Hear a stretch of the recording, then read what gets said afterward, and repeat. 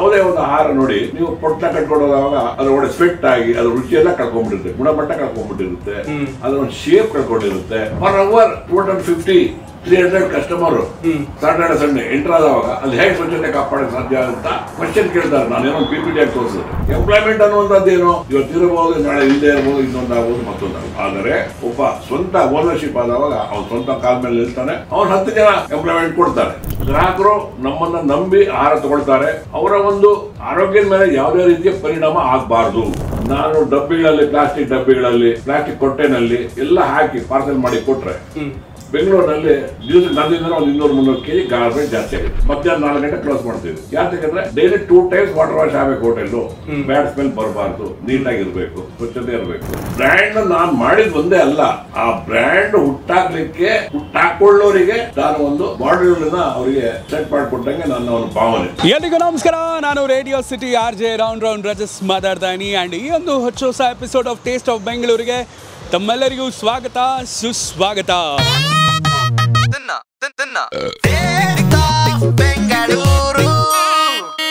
ಇಂತಹ ಹೆಚ್ಚಿನ ಕಾಂಟೆಂಟ್ಗಳಿಗೆ ಸಬ್ಸ್ಕ್ರೈಬ್ ಆಗಿ radio city Kannada YouTube channel. ಏನ್ ಯೋಚನೆ ಮಾಡ್ತಿದ್ದೀರಾ? ಬೇಗ ಬೇಗ ಬೆಲ್ ಐಕನ್ ಕ್ಲಿಕ್ ಮಾಡಿ. ಸೊ ಇಷ್ಟು ದಿನ ನಾನು ರೆಸ್ಟೋರೆಂಟ್ಗಳನ್ನ ವಿಸಿಟ್ ಮಾಡ್ತಾ ಇದ್ದೆ, ರೆಸ್ಟೋರೆಂಟ್ಗಳಲ್ಲಿ ರೌಂಡ್ ಹೊಡೆದು ರಿವ್ಯೂ ಮಾಡ್ತಾ ಇದ್ದೆ. ಬಟ್ ಈಗ ಒಂದು ಸ್ವಲ್ಪ ಫಾರ್ಮ್ಯಾಟ್ ಅನ್ನ ಚೇಂಜ್ ಮಾಡಿದ್ವಿ, ಫುಡ್ ಕಾಸ್ಟ್ ಅನ್ನ ಶುರು ಮಾಡಿದ್ವಿ ಟೇಸ್ಟ್ ಆಫ್ ಬೆಂಗಳೂರಿನಲ್ಲಿ. ಆ್ಯಂಡ್ ಇವತ್ತು ನನ್ನ ಜೊತೆಗೆ ಒಬ್ರು ಸ್ಪೆಷಲ್ ವ್ಯಕ್ತಿ ಇದ್ದಾರೆ.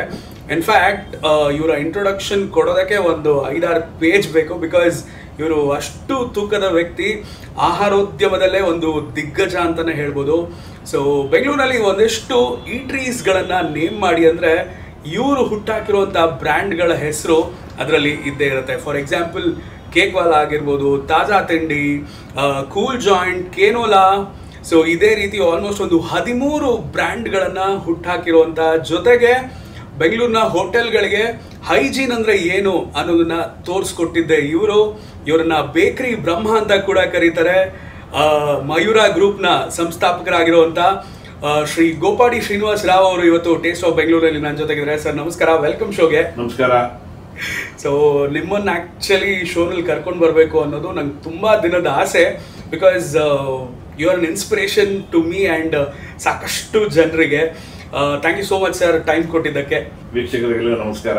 ಆಹಾರೋದ್ಯಮದಲ್ಲಿ ನಮ್ಮ ಒಂದು ಪ್ರಯಾಣ 1976 ಆಂಧ್ರ ಪ್ರದೇಶ ಕಡಪದಿಂದ. ನಮ್ಮ ತಂದೆ ಜೊತೆ ವಿದ್ಯಾಭ್ಯಾಸ ಮಾಡಬೇಕಾದ್ರೆ ಪಾರ್ಟ್ ಟೈಮ್ನಲ್ಲಿ ಮೈಸೂರು ಮತ್ತು ಬೆಂಗಳೂರಿನಲ್ಲಿ ಅವ್ರ ಜೊತೆಗೆ ಸಪೋರ್ಟ್ ಮಾಡಿಕೊಂಡು ಬರ್ತಾ ಇದ್ದೆ. ಅವರು ಕೂಡ ಈ ಒಂದು ಆಹಾರೋದ್ಯಮದಲ್ಲೇ ಇದ್ದು, ನಂತರ 1976ರಲ್ಲಿ ನನಗೆ ಆಂಧ್ರ ಪ್ರದೇಶ ಕಡಪದಲ್ಲಿ ಒಂದು ಅವಕಾಶ ಸಿಕ್ತು. ಅದನ್ನು ನಾನು ಇನ್ನೊಬ್ಬರ ಜೊತೆ ಪಾಲುದಾರಿಕೆಯಿಂದ ವ್ಯಾಪಾರವನ್ನು ಶುರು ಮಾಡಿದೆ. ನನಗೆ ಶುರು ಮಾಡಿದಾಗ ಕೇವಲ 18 ವರ್ಷ.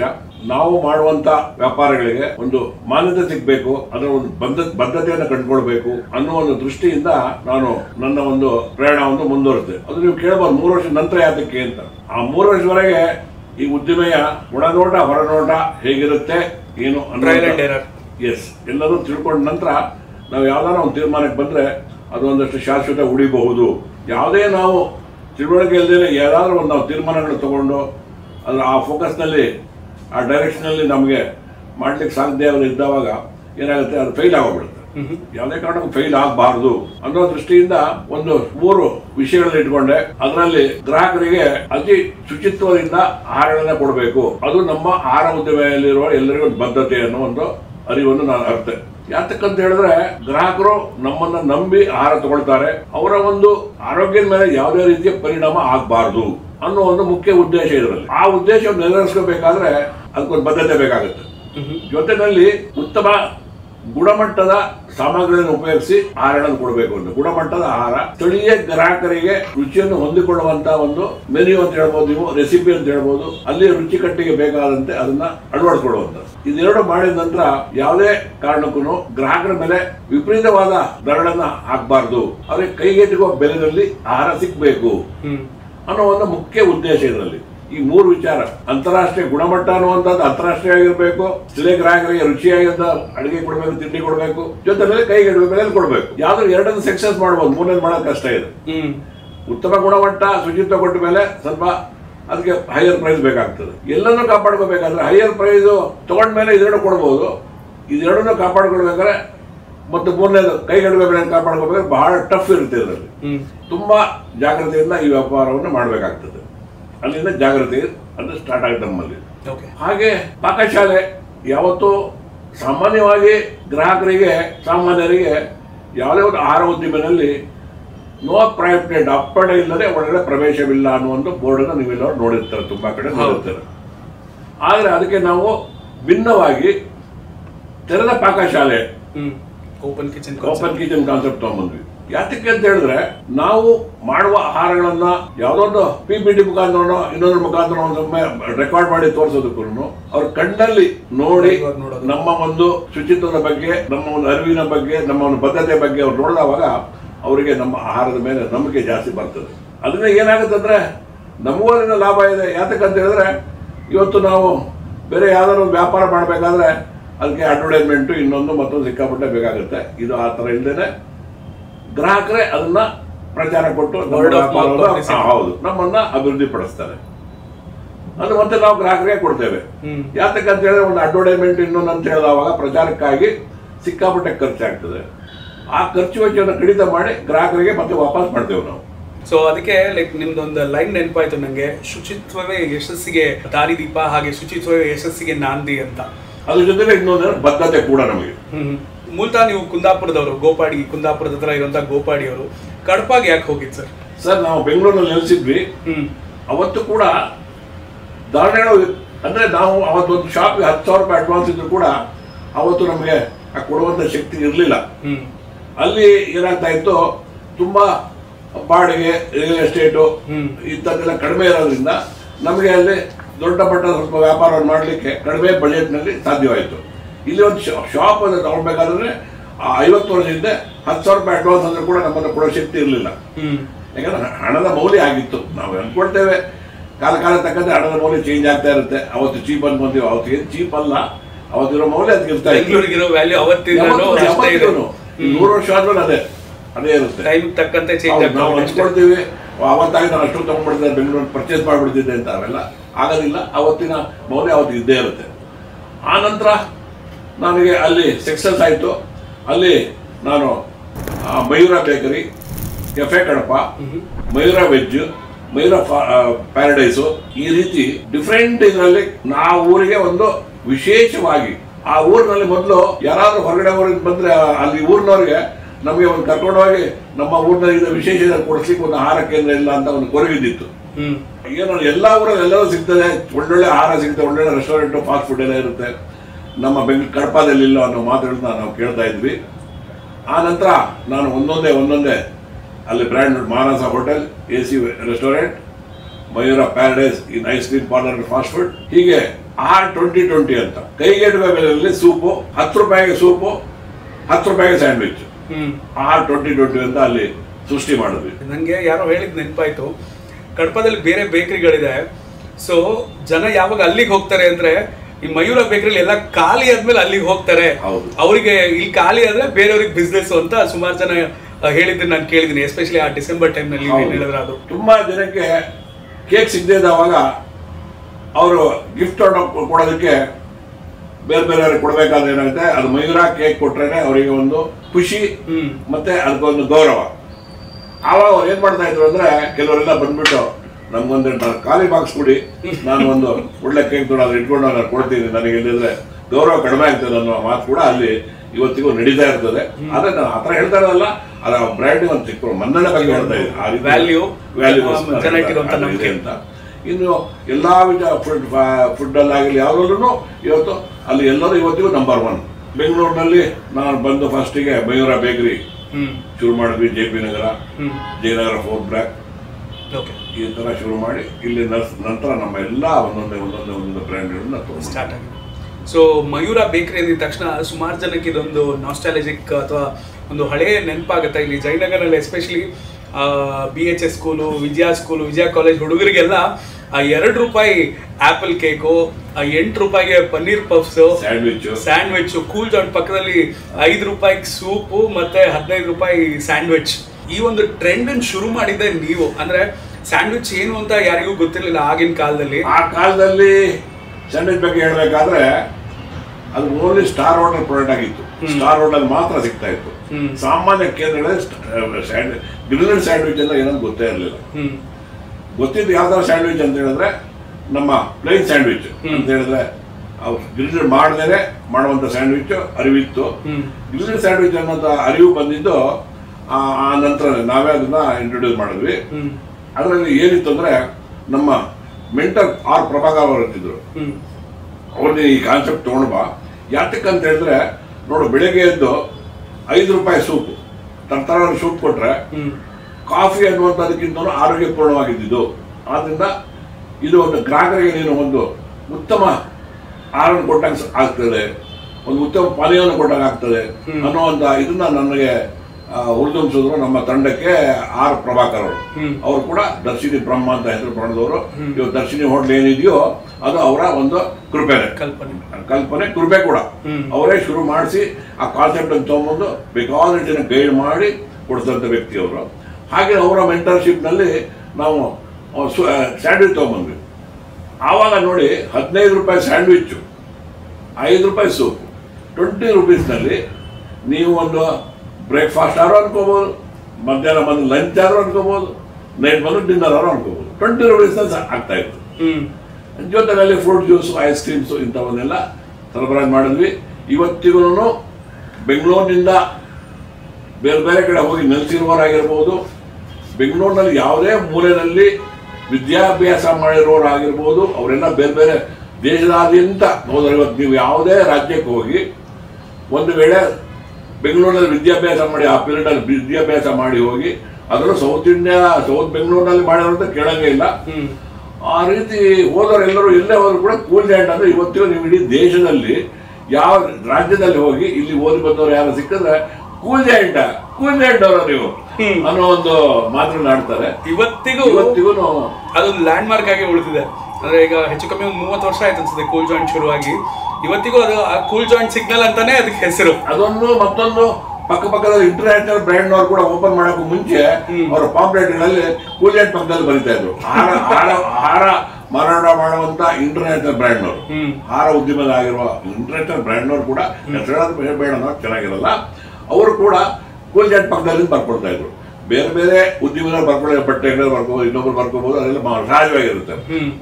ಒಂದು ಅಂತಾರಾಷ್ಟ್ರೀಯ ಕಂಪನಿ ಆಹಾರ ಮಾರಾಟ ಮಾಡೋ ಕೇಂದ್ರದವರು ಕೂಲ್ ಜಾಯಿಂಟ್ ಪಕ್ಕದಲ್ಲಿ ಬರ್ಕೋಬೇಕಾದ್ರೆ ಸ್ವಲ್ಪ ಅವರು ಎಷ್ಟಾದ್ರೂ ಅದಕ್ಕೆ ಒಂದು ಸ್ವಲ್ಪ ಅವರಿಗೆ ಅಂದ್ರೆ ಅದರ ವ್ಯಾಲ್ಯೂ ಎಷ್ಟಿದೆ ಅಂತ ಅವ್ರಿಗೆ ಗೊತ್ತಿತ್ತು. ಹೌದು. ಸೊ ನೀವು ಅದರ ಜೊತೆಗೆ ಈ 13 ಬ್ರ್ಯಾಂಡ್ ಗಳನ್ನ ಹುಟ್ಟಾಕಿದ್ರ ಸರ್. ಹೌದು. ತಾಜಾ ತಿಂಡಿ, ಕೇಕ್ ವಾಲಾ, ಕೇನ್ವಾಲಾ, ಕೂಲ್ ಜಾಯಿಂಟ್, ನೇಚರ್ ಫ್ರೆಶ್ ಆಗಿರ್ಬೋದು, ತಾಜಾ ಮಿಠಾಯಿ. ಸೊ ಹೇಳ್ತಾ ಹೋದ್ರೆ ಅಂದ್ರೆ ಆರೋಗ್ಯದಲ್ಲಿ ಪ್ರತಿ ಒಂದು ಫೀಲ್ಡ್ ಅಲ್ಲೂ ನಿಮ್ಮ ಒಂದು ಹೆಸರಿದೆ. ದರ್ಶಿನಿ ಆಗಿರ್ಬೋದು, ಅಥವಾ ಬೇಕರಿ ಆಗಿರ್ಬೋದು, ಸ್ವೀಟ್ಸ್ ಆಗಿರ್ಬೋದು, ಜ್ಯೂಸ್ಗಳಾಗಿರ್ಬೋದು. ಇದೆಲ್ಲ ಈ ಥಾಟ್ ಹೇಗೆ ಬಂದಿತ್ತು ಸರ್ ನಿಮ್ಗೆ? ಥಾಟ್ ಬರ್ಲಿಕ್ಕೆ ಇದಕ್ಕೊಂದು ಮುಖ್ಯವಾದ ಕಾರಣ ಇದೆ ಸರ್. ನನ್ನ ಆಸೆ, ನನ್ನ ದೂರದೃಷ್ಟಿ ಇದ್ದಿದ್ದು, ನಾನು ವರ್ಟಿಕಲ್ ಆಗಿ ಗ್ರೋತ್ ಆಗ್ಲಿಕ್ಕೆ ನನಗೆ ಆಸಕ್ತಿ ಇರಲಿಲ್ಲ. ವರ್ಟಿಕಲ್ ಅಂದ್ರೆ ನಾನೊಬ್ಬನೇ ಬೆಳೆಯುವಂತ, ನಾನು ನಮ್ಮದೇ ಒಂದು ಬ್ರ್ಯಾಂಡು, ಒಂದು single brand, single turn over, ಅದರ ಮೌಲ್ಯ, ಮಾರ್ಕೆಟ್ ಮೌಲ್ಯ, ಅದ್ರ ಗ್ರೋತ್, ಅದು ನನಗೆ ಅಷ್ಟು ಆಸಕ್ತಿ ಇಲ್ಲದೆ ವಿಚಾರ. ನನಗೆ ನನ್ನ ಜೊತೆಯಲ್ಲಿ ಬೇಕಾದ ಒಂದಷ್ಟು ಜನಗಳ ಸ್ವಯಂ ಉದ್ಯೋಗ ಅಂದ್ರೆ ಸೆಲ್ಫ್ ಎಂಪ್ಲಾಯ್ಮೆಂಟ್ ಅಂಡ್ ಓನರ್ಶಿಪ್, ಈ ರೀತಿ ಕಾನ್ಸೆಪ್ಟ್ ತರಬೇಕು. ಈ ರೀತಿ ಕಾನ್ಸೆಪ್ಟ್ ತರಬೇಕಾದ್ರೆ ಜೊತೆನಲ್ಲಿ ಒಬ್ಬ ಸ್ಮಾಲ್ ಟೈಪ್ ಎಂಟರ್ಪ್ರೈನರ್ಸ್ ಆಗಿ ಬರಕ್ಕೆ ಇಷ್ಟಪಡ್ತಾನೆ ಅಂತ ಇಟ್ಕೊಳ್ಳಿ. ಅವನು ಎಜುಕೇಶನ್ ಮಾಡಿರ್ತಾನೆ, MBA ಮಾಡಿರ್ತಾನೆ, BBM ಮಾಡಿರ್ತಾರೆ. ಅವರಿಗೆ ಒಂದು ಸರಾಗವಾಗಿ ಒಂದು ಆಹಾರ ಉದ್ಯಮಕ್ಕೆ ಎಂಟರ್ ಆಗ್ಬೇಕಂದ್ರೆ ಕೆಲವು ಮಾಡೆಲ್ಗಳನ್ನು ನಾವು ತೋರಿಸಿಕೊಟ್ರೆ ಅವರು ಅದನ್ನ ನೋಡಿಕೊಂಡು ಆ ರೀತಿ ಮಾಡೆಲ್ಗಳನ್ನ ಹುಟ್ಟಾಕೊಂಡು ಅವರು ಕೂಡ ಜಾಸ್ತಿ ಜನ ಅದರಲ್ಲಿ ಆಹಾರ ಉದ್ಯಮದಲ್ಲಿ ಸೇರಿ ಅವ್ರ ಸ್ವಂತ ಕಾಲ ಮೇಲೆ ನಿಂತ್ಕೊಂಡು ಅವ್ರ ಸ್ವಂತ ಓನರ್ಶಿಪ್ ನಲ್ಲಿ ಮಾಡ್ಲಿಕ್ಕೆ ಅವಕಾಶ ಆಗುವಂತ ಸ್ಕೀಮ್ ಯಾವುದು ಅಂತ ನನ್ನ ಆಲೋಚನೆ ಬಂದಾವಾಗ ನಾನು ಎಲ್ಲ ಈ ಒಂದು ನೇಚರ್ ಫ್ರೆಶ್ ಆಗಿರ್ಬೋದು, ಕೂಲ್ ಜಾಯಿಂಟ್ ಆಗಿರ್ಬೋದು, ಇಂಥ ಎಲ್ಲ ಕಾನ್ಸೆಪ್ಟ್ ತಂದಿದ್ದೆ. ಅದಕ್ಕೆ ಕೇಳಿದ್ರೆ ಒಂದು ಸಣ್ಣ ಮಟ್ಟದ ಬಂಡವಾಳ ಹುಡ್ಕೊಂಡು ಒಂದು ಸಣ್ಣ ಮಟ್ಟದಲ್ಲಿ ಅವರೇ ಒಂದು ಉದ್ಯಮ ಸ್ಥಾಪನೆ ಮಾಡಿ ವ್ಯಾಪಾರ ಮಾಡಲಿಕ್ಕೆ ಅನುಕೂಲ ಇರುವಂಥ ಒಂದು ಅವಕಾಶ. ಹಾಗೇನೆ ನನ್ನ ಜೊತೆಯಲ್ಲಿ ಇದ್ದವರಿಗೆ ಬೇಕಾದವರಿಗೆ ಅದರಲ್ಲಿ ಪಾರ್ಟ್ನರ್ಶಿಪ್ಗಳನ್ನು ಮಾಡಿ ಆ ರೀತಿ ಕೇಂದ್ರಗಳನ್ನು ತೆಗೆದು ಕೊಡ್ಲಿಕ್ಕೆ ಸಾಧ್ಯ ಆಗಿರುವಂಥದ್ದು. ಜಾಸ್ತಿ ಬರ್ಡನ್ ಇರಬಾರ್ದು, ಕಷ್ಟ ಆಗಬಾರ್ದು, ಸುಲಭವಾಗಿ ಮಾಡೋಂಗಿರ್ಬೇಕು. ಏನಾಗುತ್ತೆ, ದೊಡ್ಡ ಬಂಡವಾಳ ದೊಡ್ಡ ವಿಚಾರ ಅಂದರೆ ಎಕ್ಸ್ಪೆನ್ಷನ್ ಕಡಿಮೆ ಆಗ್ಬಿಡುತ್ತೆ. ನಾರ್ಮಲ್ ಆಗಿದ್ದಾಗ ಏನಾಗುತ್ತೆ, ಎಕ್ಸ್ಪೆನ್ಷನ್ ಚೆನ್ನಾಗುತ್ತೆ. ಒಂದೊಂದು ಅಂಗಡಿ ಬಂದಾಗ ಕೂಡ ಒಂದೊಂದು ಶಾಪು ಒಬ್ಬೊಬ್ಬರು ಪಾರ್ಟ್ನರ್ ಬರ್ತಾರೆ, ಅಲ್ಲಿ ಒಂದು 10 ಜನಕ್ಕೆ ಅವಕಾಶ ಬರುತ್ತೆ. ಅದನ್ನು ನೋಡ್ಕೊಂಡು ಇನ್ನು 10 ಜನಕ್ಕೆ ಹೋಗಿ ಅವರು ಸ್ವಂತ ಶಾಪ್ಗಳನ್ನು ತಗೊಳ್ತಾರೆ. ಈಗ ಎಷ್ಟೋ ಕಡೆ ನೇಚರ್ ಫ್ರೆಶು, ಕೂಲ್ ಜಾಯಿಂಟ್ ಇಡೀ ದೇಶಾದ್ಯಂತ ತಗೊಂಡ್ರೆ ಸ್ಯಾಂಡ್ವಿಚ್ ಕೇಂದ್ರಗಳು. ಇವತ್ತು ಬೆಂಗಳೂರಲ್ಲಿ ಕೇಳ್ತಾ ಇದ್ರೆ ಎಲ್ಲ ಎಷ್ಟೋ ಸ್ಯಾಂಡ್ವಿಚ್ಗಳೇ ಬಂದ್ಬಿಟ್ಟಿದ್ದಾರೆ ಅವರು. ಅದೆಲ್ಲ ಮೊದಲು ಒಂದು ಇರಲೇ ಇಲ್ಲ, ಸ್ಯಾಂಡ್ವಿಚ್ ಅಂಗಡಿಗಳೇ ಇರಲಿಲ್ಲ. ಇವತ್ತೆಲ್ಲ ಬ್ರ್ಯಾಂಡ್ಗಳಾಗಿ ಮಾಡ್ತಾ ಇದ್ದಾರೆ ಬೆಂಗಳೂರಲ್ಲಿ ಕೂಡ. ಇಡೀ ದೇಶದಲ್ಲಿ ನಡೀತಾ ಇದೆ. ಅಂದ್ರೆ ಬ್ರ್ಯಾಂಡ್ ನಾನು ಮಾಡಿದ್ ಒಂದೇ ಅಲ್ಲ, ಆ ಬ್ರ್ಯಾಂಡ್ ಹುಟ್ಟಾಕೊಳ್ಳೋರಿಗೆ ನಾನು ಒಂದು ಮಾಡೆಲ್ ಅವರಿಗೆ ಸೆಟ್ ಮಾಡಿಕೊಟ್ಟಂಗೆ ನನ್ನ ಒಂದು ಭಾವನೆ. ಇವತ್ತು ಎಷ್ಟೋ ಸ್ಯಾಂಡ್ವಿಚ್ಗಳಿದೆ, ಎಷ್ಟೋ ಜ್ಯೂಸ್ ಕೇಂದ್ರಗಳಿದೆ, ಎಷ್ಟೋ ನೇಚರ್ ಫ್ರೆಶ್ಗಳಿದೆ.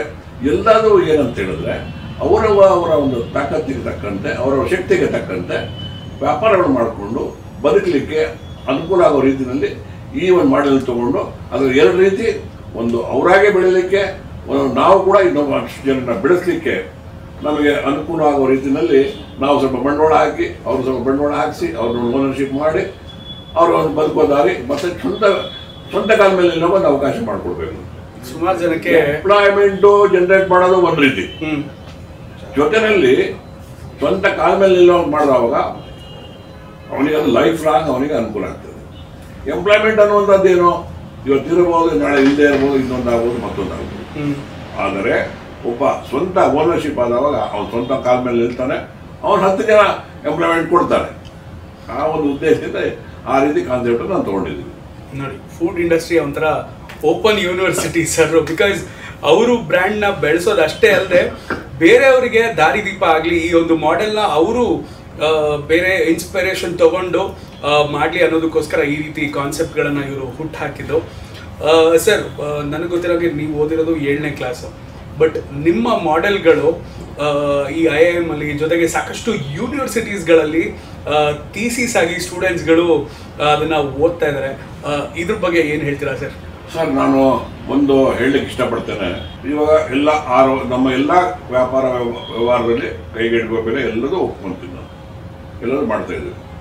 ಇವತ್ತು ಒಂದು ಉದಾಹರಣೆ ಕೊಡ್ತೀವಿ. ನಮ್ಮ ಕ್ವಶನ್ಗೆ ನನ್ನ ಒಂದು ಉದಾಹರಣೆ ಮುಖಾಂತರ ನಾನು ತಿಳಿಸ್ತೀನಿ. ಇವತ್ತು ತಾಜಾ ತಿಂಡಿ ಅಂದವಾಗ ಅದು ತುಂಬಾ ಜನ ಉದ್ದಿಮೆಯಲ್ಲಿರೋರು ಕೂಡ ಸ್ವಲ್ಪ ಅದ್ರ ಬಗ್ಗೆ ಸಮಾಧಾನ ಇಲ್ಲ. ಇವರು ಅಂದ್ರೆ ಅದನ್ನ ಕಡಿಮೆ ಬೆಲೆ ಕೊಟ್ಟು ಬೇರೆಯವರಿಗೆ ಇದು ಮಾಡ್ತಾರೆ ಅಂತ. ನಾನು ಕಡಿಮೆ ಬೆಲೆ ಅಂತ ಯಾರಾದ್ರೂ ಹೇಳಿದ್ರು ಕೂಡ ಅದನ್ನು ನಾನು ಒಪ್ಕೊಳ್ಳೋದಿಲ್ಲ. ಕಡಿಮೆ ಬೆಲೆ ಅಲ್ಲ, ನನ್ನದು ಒಂದು ಸರಿಯಾದ ಬೆಲೆ ಅಂತ. ಕಡಿಮೆ ಬೆಲೆ ಅಂದ್ರೆ ಅರ್ಥ ಏನು ಅಂತ ಹೇಳಿದ್ರೆ, ಒಂದು ಮೌಲ್ಯಕ್ಕಿಂತ ಕಡಿಮೆ ಕೊಡುವಂಥದ್ದನ್ನ ನಾವು ಕಡಿಮೆ ದರ ಕೊಡುವಂಥದ್ದು ಕಡಿಮೆ ರೇಟ್ ಅಂತ ಕರಿಬೇಕು. ಇವತ್ತು 10 ರೂಪಾಯಿ ಇರುತ್ತೆ, ಅದು 9 ರೂಪಾಯಿ ಕೊಟ್ಟ ಅದು ಕಡಿಮೆ ದರ ಕೊಟ್ಟಂಗೆ.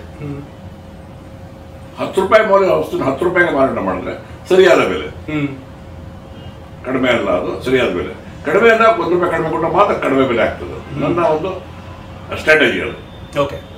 ಹಾಗೆ ಅದರಲ್ಲಿ ಕೈಗೆಟುಕುವ ಬೆಲೆ ಮತ್ತೆ ರುಚಿಯಾದ ತಿಂಡಿ, ಸ್ವಚ್ಛತೆ, ಇದೆಲ್ಲ ಯಾತಕ್ಕೆ ಇಟ್ಕೊಂಡಿದೀವಿ ಅಂತ ಹೇಳಿದ್ರೆ, ಯಾತಕ್ಕೆ ಅವರು ಬಂದು ಅದನ್ನ IIMನವ್ರಿಗೆ ನೋಡ್ತಾ ಇರೋದಕ್ಕೆ ಪೂರ್ವಭಾವೇ ನಾನು 1-2 ಮಾತು ಹೇಳಲಿಕ್ಕೆ ಇಷ್ಟಪಡ್ತೀನಿ. ಅದರಲ್ಲೂ ಕೂಡ ಅಂತರಂಗದ ವಿಚಾರ ಮುಖ್ಯವಾಗಿ ಏನಂತ ಹೇಳಿದ್ರೆ,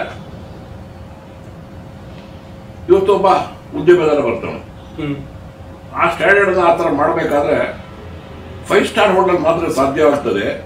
ಇಂಥ ಚಿಕ್ಕ ಚಿಕ್ಕ ಜಾಗದಲ್ಲಿ ನಾವು ಸ್ವಚ್ಛತೆಯನ್ನು ಕಾಪಾಡಿಕೊಳ್ಳಲಿಕ್ಕೆ ಇಂಥ ವಿಚಾರಣೆ ಬಂದಾಗ ತುಂಬ ಕಷ್ಟ ಆಗ್ತದೆ.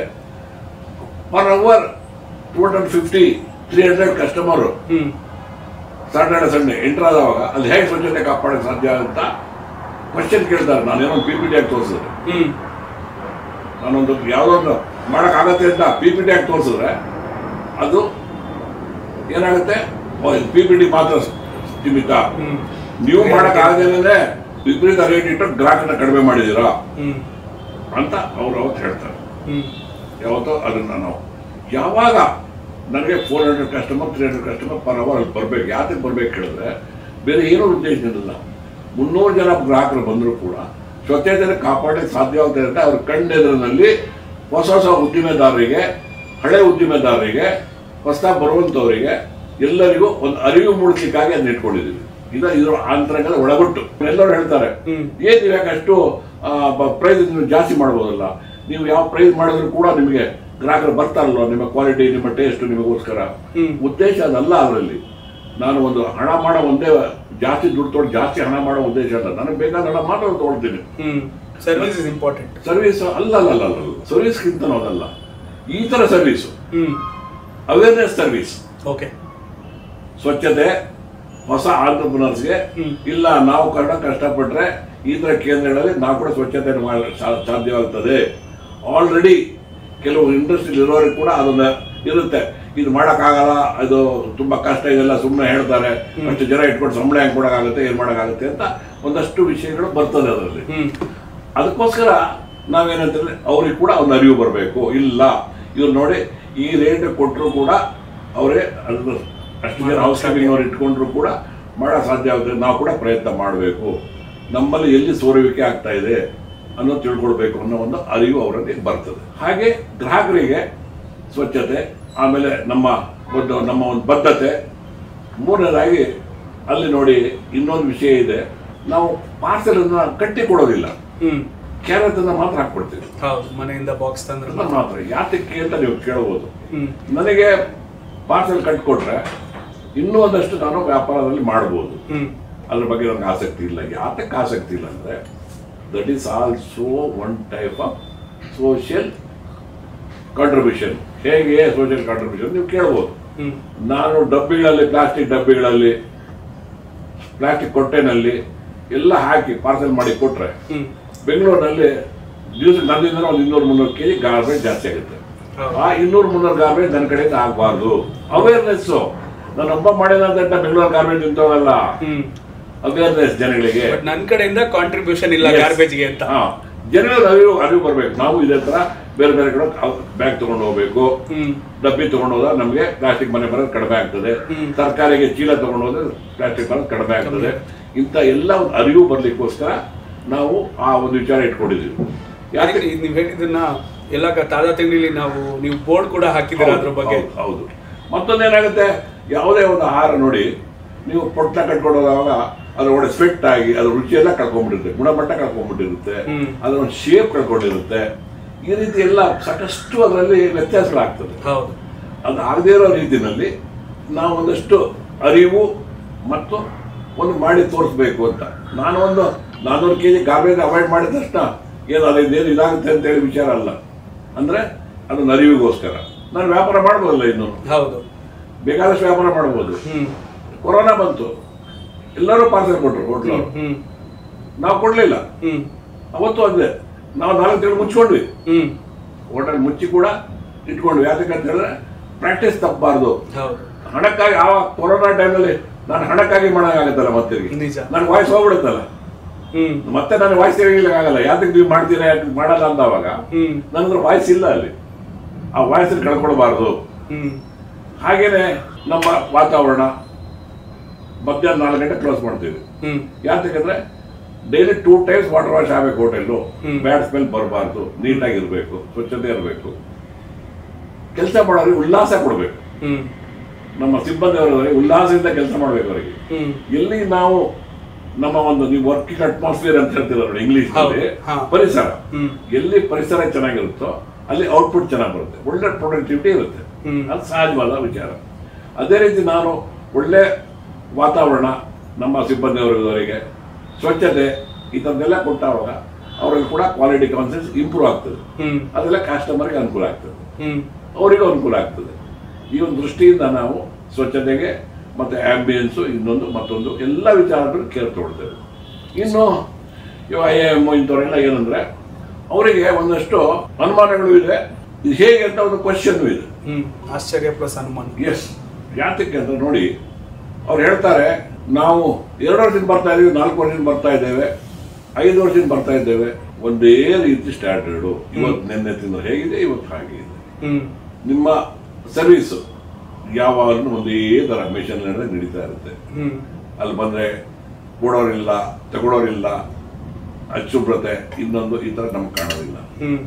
ಅಲ್ಲಿ ಬರ್ತಿದ್ದಂಗೆ ನಮಗೆ ಯಾವಾಗ ಒಂದೇ ಸ್ಟ್ಯಾಂಡರ್ಡ್, ಆ ಸ್ಟ್ಯಾಂಡರ್ಡ್ ನೀವು ಹೇಗೆ ಮೇಂಟೈನ್ ಮಾಡ್ತೀರಾ, ಹೇಗೆ ಹೆಚ್ಚಾಗಿ ಮೇಂಟೈನ್ ಮಾಡ್ತೀರಾ, ಇದು ಹೇಗೆ ಸಾಧ್ಯ ಉಂಟು ಅನ್ನೋ ಒಂದು ಅವರಿಗೆ ಕ್ವಶನ್. ನಂತರ ಕಾಸ್ಟಿಗೆ ಇವತ್ತು ನೋಡಿ, ನಾವು 10 ವರ್ಷ ಆಯಿತು ತಾಜಾ ತಿಂಡಿ ಓಪನ್ ಮಾಡಿ 10 ವರ್ಷ ಆಯಿತು. 10 ವರ್ಷ ಹಿಂದೆ 10 ರೂಪಾಯಿ ಕಾಫಿ, 10 ರೂಪಾಯಿ ಇಡ್ಲಿ, 20 ರೂಪಾಯಿ ಮಸಾಲೆ ದೋಸೆ, 15-25 ರೂಪಾಯಿ ಚೌಚೆ ಬಾತಲ್ಲಿ ನಾವು ಶುರು ಮಾಡಿದ್ವಿ ನಮ್ಮ ಒಂದು ಉದ್ಯಮನ. 10 ವರ್ಷದ ನಂತರ ಇವತ್ತು ನಮ್ದು 12 ರೂಪಾಯಿ ಇಡ್ಲಿ, 12 ರೂಪಾಯಿ ವಡೆ, 35 ರೂಪಾಯಿ ದೋಸೆ, ಹೀಗೆ ನಾವು ರೇಟನ್ನ ಇನ್ಕ್ರೀಸ್ ಮಾಡಿದ್ವಿ. ಇನ್ನೂ ನಾಳೆ ಮಾಡಬೇಕಾಗ್ಬೋದು, ಇವತ್ತಿನ ನಾಳೆ ಮಾಡ್ಕೊಂಬಂತಂದ್ರು ರೀತಿ. ಇದು ಹೇಗೆ ಸಾಧ್ಯ, ಹೆಂಗೆ ನೀವು ಕಾಸ್ಟಿಂಗ್ ಮಾಡ್ತೀರಾ? ಅದಕ್ಕೆ ಏನಂತ ಹೇಳಿದ್ರೆ, ಅದರಲ್ಲಿ ಮತ್ತೆ ಆಂಟ್ರಪ್ರನರ್ಸ್ಗೆ ಅದೊಂದು ಆನ್ಸರ್ ಇದೆ. ಅದಕ್ಕೊಂದು ಅರಿವು ತರಲಿಕ್ಕೆ ಒಂದು ವಿಚಾರ ಇದೆ. ಮೈಕ್ರೋ ಲೆವೆಲ್ ಕಾಸ್ಟ್ ಕಟ್ಟಿಂಗ್ ನೀವು ಯಾವಾಗ ಕಲ್ತ್ಕೊಳ್ತೀರೋ ಮಾಡ್ತೀರೋ, ನಿಮ್ಮ ಓವರ್ ಹೆಡ್ಸ್ ಕಡಿಮೆ ಆಗುತ್ತೆ. ಆ ಓವರ್ ಹೆಡ್ಸು ಆಸಕ್ತಿ ಇದ್ರೆ ನೀವು ಪಾಕೆಟ್ಗೆ ಹಾಕೋಬಹುದು, ಇಲ್ಲ ಗ್ರಾಹಕರಿಗೆ ವಾಪಸ್ ಹಾಕೋದು ಅಡಿಷನಲ್. ನಮ್ಮ ಅಚಾತುರ್ಯದಿಂದ ಹಣ ಪೋಲಾಗಿ ಹೋಗ್ಬಾರ್ದು. ಇಲ್ಲಿ ಮೈಕ್ರೋ ಲೆವೆಲ್ ಕಾಸ್ಟ್ ಕಟ್ಟಿಂಗ್ ಇರುತ್ತೋ ಹಣ ಉತ್ಪತ್ತಿ ಆಗುತ್ತೆ, ಅದು ನೀವಾದ್ರೂ ಇಟ್ಕೊಳ್ಳಿ, ಗ್ರಾಹಕರಿಗೆ ಕೊಡಿ, ನೀವು ಬಿಟ್ಟಿದ್ದು. ಆದ್ರೆ ಈ ಅನ್ನೆಸರಿ ಅರಿವಿಲ್ಲದೇನೆ ನೀವು ಕಾಸ್ಟ್ಗಳಿಂದ ಗ್ರಾಹಕರ ಮೇಲೆ ಹೊರೆ ಜಾಸ್ತಿ ಹಾಕಿ ನಿಮ್ಮಲ್ಲಿ ಅದಕ್ಕೆ ಪೋಲಾಗಿ ಹೋಗುವಂಥ ಹಣವನ್ನು ಉಳಿಸಿ, ಒಂದು ದಿವಸಕ್ಕೆ ಇಂತಿಷ್ಟು ಪರ್ಸೆಂಟೇಜ್ ಆಫ್ ಗ್ಯಾಸ್ ಖರ್ಚಾಗಬೇಕು, ಇಂತಿಷ್ಟು ಕರೆಂಟು, ಪ್ರತಿಯೊಂದಕ್ಕೂ ಒಂದು ಲೆಕ್ಕಾಚಾರ ಅಂತ ಇರುತ್ತೆ. ಎವ್ರಿ ಡೇ ನೀವು ಅದನ್ನು ಕಾಸ್ಟಿಂಗ್ ಮಾಡಿದವಾಗ, ತೂಕ ಅಳತೆ ಕೊಟ್ಟಾಗ, ಕರೆಕ್ಟಾಗಿ ಕೊಟ್ಟಾಗ ನಿಮಗೆ ಅದೆಲ್ಲ ಪೋಲಾಗಿ ಹೋಗುವಂಥದ್ದು ಉಳಿತದೆ. ಇದರಿಂದ ಏನಾಗುತ್ತೆ, ಹೊಸ ಆಂಟ್ರಪ್ರನರ್ಸ್ಗೆ ಬೆನಿಫಿಟ್ ಆಗ್ತದೆ. ಹಳೆ ಆಂಟ್ರಪ್ರನರ್ಸ್ ಹೋಟೆಲ್ ಎಷ್ಟೋ ಜನ ಮುಚ್ಕೊಂಡು ಹೋಗೋರಿಗೆ ನಾನು ಯಾಕೆ ಲಾಸ್ ಆಗಿ ಹೋಗ್ತಾ ತಿಳ್ಕೊಳ್ಳೋದಕ್ಕೆ ಅನುಕೂಲ ಆಗ್ತದೆ. ಅಲ್ಲಿ ನೋಡಿ ಎಷ್ಟು ಬೆನಿಫಿಟ್ ಇದೆ ಅಂದ್ರೆ ಸೊಸೈಟಿ ಅವೇರ್ನೆಸ್ ಜೊತೆಗೆ ಇನ್ಸ್ಪಿರೇಷನ್. ಇವತ್ತು ಏನಾಗುತ್ತೆ, ಹೊಸ ಬರೋರಿಗೆ ಒಂದು ಅರಿವು, ಹಳವರಿಗೆ ಕೂಡ ಏನಾಗುತ್ತೆ, ಅರೆ ಅವ್ರು ಕೊಡ್ತಾರೆ ನಾನು ಯಾಕೆ ಕೊಡೋಕ್ಕಾಗ್ತದೆ, ನಾನು ಎಲ್ಲಿ ಮಿಸ್ ಆಗ್ತಾ ಇದ್ದೀನಿ ಅನ್ನೋ ಕ್ವಶನ್ ಮಾರ್ಕ್ ರೈಸ್ ಆಗಿ ಅವ್ರು ಅದ್ರ ಬಗ್ಗೆ ಗಮನ ಕೊಡೋಕೆ ಶುರು ಮಾಡ್ತಾರೆ ಕಾಸ್ಟಿಂಗ್ ಬಗ್ಗೆ. ಇಲ್ಲೇ ನೋಡಿ 10 ದರ್ಶಿನಿ ಹೋಟ್ಲ್ ಓಪನ್ ಆಗುತ್ತೆ, 5 ದರ್ಶಿನಿ ಹೋಟ್ಲ್ ಕ್ಲೋಸ್ ಆಗುತ್ತೆ. ಅಂಥವೆಲ್ಲ ತುಂಬ ಕಡಿಮೆ ಆಗ್ತಾ ಬರುತ್ತೆ, ಅವ್ರಿಗೆ ಅರಿವು ಬರ್ತದೆ. ಈ ಒಂದು ದೃಷ್ಟಿಯಿಂದ ನಾವು ಅಷ್ಟು ಗ್ರಾಹಕನ ಪರವಾಗಿ ಕಸ್ಟಮರ್ ಅಟ್ರಾಕ್ಟ್ ಮಾಡೋ ಉದ್ದೇಶ ಸ್ವಚ್ಛತೆ ಕಾಪಾಡೋಕ್ಕಾಗತ್ತೆ ಅಂತ. ಜೊತೆಯಲ್ಲಿ ನೀವು ಗ್ರಾಹಕರನ್ನ ಯಾವತ್ತು ಅಟ್ರಾಕ್ಟ್ ಮಾಡಿ ಇದು ಮಾಡಿದಾಗ ಹೈ ವಾಲ್ಯೂಮ್ ಬರ್ತದೆ, ನಿಮಗೆ ಬೆನಿಫಿಟ್ಸ್ ಬರುತ್ತೆ, ಜಾಸ್ತಿ ಆಗುತ್ತೆ. ಈ ರೀತಿ ಒಂದು ಎಲ್ಲ ವಿಷಯಗಳನ್ನ ಇಟ್ಕೊಂಡು ನಾವು ಮಾಡ್ತೀವಿ. ಅದೇ ರೀತಿ ಇವರು IIMನವ್ರು ಕೂಡ ಇವತ್ತು ಥೀಸಿಸ್ ಬರೀಬೇಕು, ನಾವೆಲ್ಲ ಇದು ಕೇಸ್ ಸ್ಟಡಿ ಮಾಡಬೇಕು, ಕಾಸ್ಟಿಂಗ್ ಬಗ್ಗೆ, ಸ್ಟ್ಯಾಂಡರ್ಡ್ಸ್ ಬಗ್ಗೆ, ರೆಸಿಪಿ ಬಗ್ಗೆ. ಇವತ್ತು ಅವ್ರು ಹೇಳೋದು ಒಂದೇ, ಅವತ್ತಿನ ಇವತ್ತು ಒಂದೇ ಥರ ಇಡ್ಲಿ, ಒಂದೇ ಥರ ಚಟ್ನಿ, ಒಂದೇ ಥರ ದೋಸೆ, ಹೇಗೆ ಸಾಧ್ಯ ಆಗ್ತಾ ಇದೆ ಇದು? ನಾನು ಅದೇ ನಿಮಗೆ ಹೇಳೋಣ ಅಂತ ಬಂದೆ ಈಗ. ಸೊ ಬೇಸಿಕ್ಲಿ ಬಿಸ್ನೆಸ್ಸಲ್ಲಿ ಮ್ಯಾಥ್ಸ್ ಇದೆ, ಆದರೆ ಇವರು ಕುಕ್ಕಿಂಗ್ನಲ್ಲೇ ಮ್ಯಾಥ್ಸ್ನ ತಂದವರು. ಅಂದರೆ ಇಷ್ಟು ಇಂಗ್ರೀಡಿಯೆಂಟ್ ಹಾಕಿದ್ರೆ ಇಷ್ಟು ಔಟ್ಪುಟ್ ಬರುತ್ತೆ ಅಂತ ಇವರು ಕೂತಲ್ಲೇ ಹೇಳ್ತಾರೆ. ಅಂದರೆ ಇಡ್ಲಿ ಹಿಟ್ಟು ಇಷ್ಟು ಗ್ರಾಮ್ ಹಾಕಿದ್ರೆ ಅದು ವಾಲ್ಯೂಮ್, ಅಂದರೆ ಒಂದು ಇಡ್ಲಿ ಬೆಂದಾಗ ಇಷ್ಟೇ ತೂಕ ಇರುತ್ತೆ. 130 ಗ್ರಾಮ ಸರ್, ಒಂದು ಇಡ್ಲಿ 60 ಗ್ರಾಮ್, ಸಾರಿ, ಒಂದು ದೋಸೆ 330 ಗ್ರಾಮ್ ನೋಡಿ. ಸೊ ಈ ಒಂದು ಕುಕ್ಕಿಂಗ್ನಲ್ಲೇ ಮ್ಯಾಥ್ಸನ್ನು ತಗೊಂಡು ಬಂದವರು ಇವರು. ಸೊ ಮತ್ತೆ ನೀವು ಲಾಸ್ಟ್ ಟೈಮ್ ಸಿಕ್ಕಿದಾಗ ಹೇಳ್ತಾ ಇದ್ರಿ, ಇಡ್ಲಿ ಆ ಒಂದು ಟೆಂಪ್ರೇಚರಲ್ಲಿ, ಒಂದು ಪರ್ಟಿಕ್ಯುಲರ್ ಟೆಂಪ್ರೇಚರ್ ಬೆಂದ್ರೇನೆ ಅದಕ್ಕೆ ಬೆಲೆ, ಅದು ಇಡ್ಲಿ ಆಗೋದು ಅಂತ. ಇದ್ರ ಬಗ್ಗೆ ಈ ಮ್ಯಾಥ್ಸ್ನ ಕುಕ್ಕಿಂಗಲ್ಲಿ ತಂದಿದ್ದ ಬಗ್ಗೆ ಹೇಳಿ ಸರ್. ಏನು ಅಂತ ಹೇಳಿದ್ರೆ ನೋಡಿ, ಇಂತಹ ಹೆಚ್ಚಿನ ಕಾಂಟೆಂಟ್ಗಳಿಗೆ ಸಬ್ಸ್ಕ್ರೈಬ್ ಆಗಿ radio city Kannada YouTube channel.